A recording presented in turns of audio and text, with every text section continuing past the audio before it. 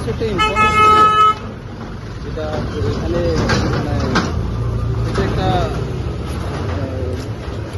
কী বলবো এটা একটা আমার কাছে ইনফরমেশন ছিল যেটা যে বাইরের বা লোকাল যে কেউ এখানে একটা মানে আছে তো তার মধ্যে অবৈধ কাজকর্ম চলছে এবং কিছু তো ফ্যামিলি আমরা এসে ভেরিফাই করলাম দেখলাম এর মধ্যে মানে ইলিগাল মনে কিছু নেই।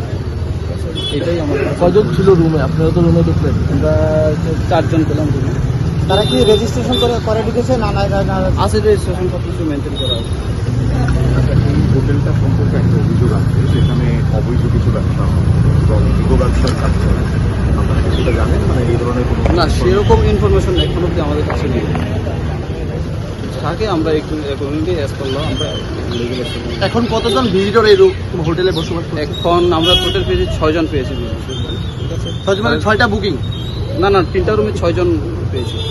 কি অভিযোগটা ছিল? কি এখানে একটা মানে ইলিগেল একটা কাজকর্ম চলছে এরকম একটা অভিযোগ ছিল, কিন্তু এরকম আমরা এসে দেখলাম এমন কিছু নেই।